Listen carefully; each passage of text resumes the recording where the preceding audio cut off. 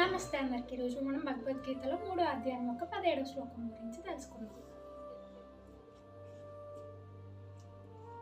యస్వాత్మ రతిరేవ సదాత్మ తృప్తశ్చ మానవాః ఆత్మన్ ఏవ చ సంతుష్టః తస్య కార్యం న విద్యతే. అంటే మనం కర్మలు మనల్ని చేసుకుంటూ వెళ్తూ వాటి నుంచి వచ్చే ఫలితాలని మనం ఆశించకూడదు. వాటి ఫలితాన్ని భగవంతునికి వదిలేయాలన్నమాట.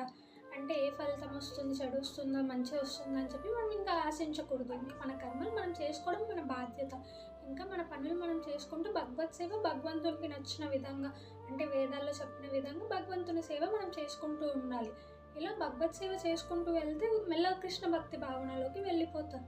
కృష్ణ భక్తి భావనలో ఉండే వాళ్ళకి బయట మోహాలు, బయట సుఖాల మీద ఎటువంటి ఆసక్తి ఉండదంట. మెల్లగా తగ్గిపోతూ వస్తుందంట. అలా భగవత్ సేవ భగవంతునికి నచ్చిన విధంగా, అంటే వేదాల్లో వివరించిన విధంగా చేసుకుంటూ వెళ్తే ఎన్నో యజ్ఞాల ఫలితం కూడా వస్తుందంట. ఇంకా ఈ భక్తి సేవలో ఉన్న వాళ్ళకి, భగవంతుని సేవ చేసుకునే వాళ్ళకి ఎటువంటి ఆసక్తి ఉండదు అని చెప్పాము కదా. వాళ్ళకు కేవలం హృదయం మరియు వాళ్ళ ఆత్మ శుద్ధిగా ఉంటే చాలు అని చెప్పి అనుకుంటారు.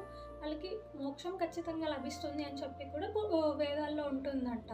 కృష్ణ భక్తి భావనలో ఉన్న వాళ్ళు ఆత్మశుద్ధి, హృదయశుద్ధి తప్ప అంతకు మించి వాళ్ళ జీవితంలో ఏం కోరుకోరు అనేది ఈ శ్లోక భావం. హరే కృష్ణ.